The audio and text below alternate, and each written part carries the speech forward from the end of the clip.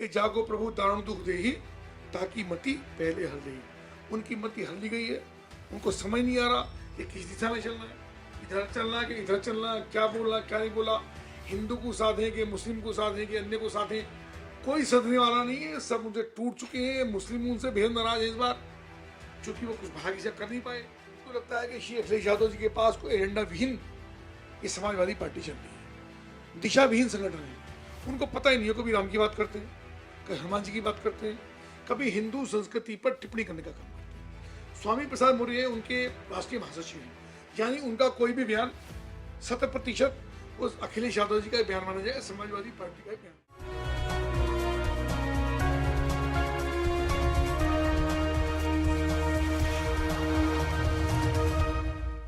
2024 में लोकसभा चुनाव है और उससे पहले उत्तर प्रदेश में उपचुनाव होना है घोसी का। उत्तर प्रदेश की राजनीति में चुनाव हो और उथल पुथल ना हो, व्यवस्था खराब ना हो, ऐसा तो हो ही नहीं सकता। हमारे साथ बात करने के लिए मंत्री कपिल देव अग्रवाल है, जो कि भाजपा सरकार में मंत्री हैं। सर, उत्तर प्रदेश में अब उपचुनाव है जी, और चुनावी माहौल पूरी तरह से अब बिगड़ रहा है, समीकरण बिगड़ रहे हैं। बिगड़ा नहीं है, सच चुका है, बिगड़ा नहीं है। भारतीय जनता पार्टी पूरे अपने तैयारी के साथ घोसी के चुनाव में उतरी है। हमारे दोनों डिप्टी सीएम हैं वहीं पर हैं, आदरणीय प्रदेश अध्यक्ष जी वहीं पर हैं, आदरणीय मुख्यमंत्री वहाँ पर जाएंगे, और हमारी पार्टी का बिल्कुल बॉटम तक का कार्यकर्ता, नीचे तक का, सब लोग पूरी तन्मयता के साथ काम में लगे हैं। और आप इस बात का भरोसा रखिए कि आदरणीय मुख्यमंत्री योगी आदित्यनाथ जी के चमत्कारिक व्यक्तित्व के सामने, कृतित्व के सामने, कार्यशैली के सामने सब लोग समाजवादी पार्टी धराशायी होने वाली है, और केवल घोसी के अंदर भारतीय जनता पार्टी का ही कमल खिलेगा। इस बात का भरोसा रखिए। सर, लगातार विपक्ष सरकार पर हमला करता है, हमेशा से करता है, लेकिन इस बार स्वामी प्रसाद मौर्य कुछ ज्यादा ही हिंदुओं पर टिप्पणी कर रहे हैं, कभी जाति को लेकर, कभी धर्म को लेकर, कभी मंदिरों को लेकर, कभी रामायण को लेकर।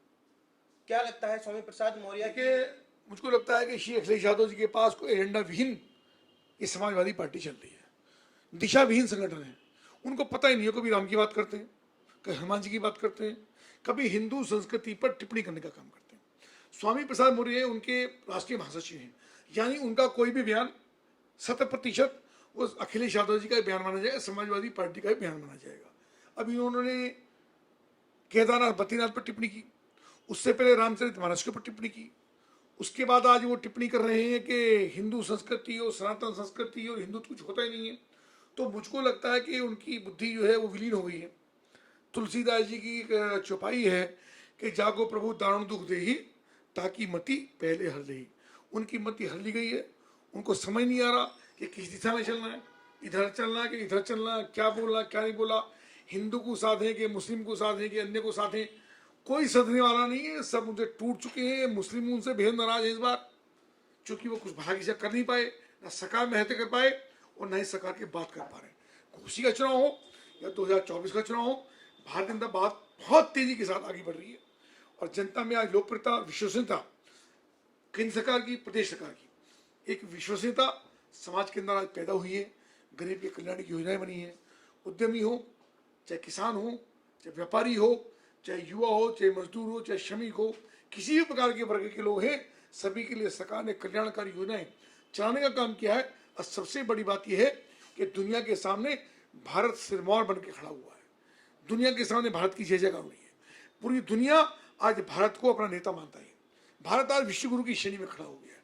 तो हमको लगता है कि ये लोग नकारा, इनका जो गठबंधन है ये नकारा साबित होगा, और भारतीय जनता पार्टी ही 2024 में सरकार बनाएगी। सर, अभी एक ओबीसी सम्मेलन हुआ था इंदिरा गांधी प्रतिष्ठान लखनऊ में, वहां पर स्वामी प्रसाद मौर्य गए हुए थे, अखिलेश यादव भी पहुंचे थे, उनके बाद पहुंचे थे।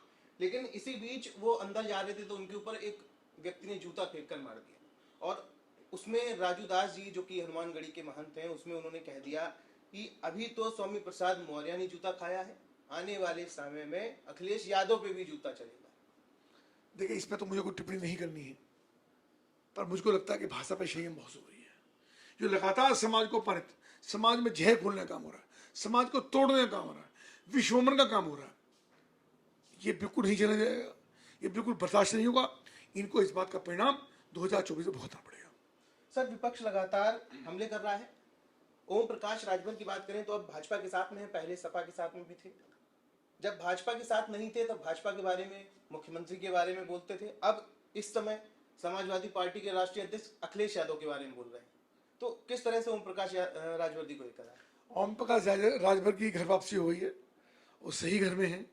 भारतीय जनता पार्टी सब जानते हैं कि भारतीय जनता पार्टी गंगा की तरह पवित्र हो, और जो लोग बहुत सारे इधर उधर की नदियां भी आकर के जब नदी में गंगा में मिलती हैं तो भी गंगा जैसी हो जाती हैं, तो उनको राजभर जी सही समय पे और अपने घर वापसी उनकी हो गई है, और मिलकर हम लोग काम करेंगे। सर, एक आखिरी प्रश्न है कि जिस तरह से जनता महंगाई से काफी परेशान इस समय दिखाई दे रही है और सरकार विकास कर रही है, लगातार जनता की ये प्रयास कर रही है कि जो मुद्दे हैं उन पे समझा जाए और उसका निस्तारण जल्द से जल्द किया जाए, क्या लगता है आने वाले समय में? कौन सी महंगाई है साहब? चांद पे भारत पहुंच गया है, सूर्य पे झंडा, चंद्रमा पे झंडा लहरा दिया है, सूर्य पे झंडा लहराना है, कोई महंगाई नहीं है।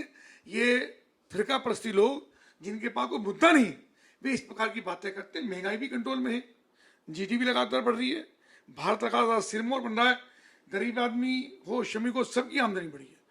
अब मैं उदाहरण आपको देता हूँ कि सरकार ने इतने सारे हाईवेज बनाए, हम किसानों की बात करते हैं, विधानसभा में जाइए, लोकसभा में किसानों की बात होती है, पर किसान आज कितना खुश और प्रसन्न है। किसान की जमीन जो जितने हाईवेज बनी, रेलवे कनेक्टिविटी बढ़ रही है, तो सबकी जमीन एक्वायर 4 गुना रेट उनको मिल रहा है और एडवांस पैसा मिल रहा है। लोग चाह रहे कि हमारी जमीन एक्वायर कर लो, हमारी जमीन के पास से हाईवे निकल जाए, ताकि हमारी जमीन को पैसा भी मिल जाए और हमारी जमीन महंगी भी हो जाए। तो ये सब अनावश्यक मुद्दे हैं, कोई मतलब नहीं है, कोई महंगाई नहीं है। हर चीज़ नियंत्रण के अंदर, थोड़ा बहुत अप डाउन होता है और कभी कुछ चीज़ थोड़ी बहुत महंगी होती है, कभी सस्ती होती है, तो किसान को भी हमको देखना चाहिए। थोड़ी सी महंगाई होती है तो ये लोग चिल्लाते हैं, सस्ती होती है तो किसान की बात करते हैं, तो महंगी हो तो किसान को उसका कहीं लाभ होगा। तो कुछ मुद्दा विहीन ये संगठन चल रहे हैं, जो विपक्ष के लोग हैं। भारतीय जनता पार्टी के शासन में हर व्यक्ति खुश है, इसके लिए मैं मुख्यमंत्री जी को, प्रधानमंत्री को बधाई देता हूँ। तो मेरे साथ मंत्री कपिल देव अग्रवाल थे, जिनका साफ तौर पर कहना है कि मुख्यमंत्री और प्रधानमंत्री के नेतृत्व में एक बार फिर से अब 80 की 80 सीटें हमारे पास आएंगी। राजधानी लखनऊ से वीडियो जर्नलिस्ट शुभंकर के साथ स्पर्श गुप्ता।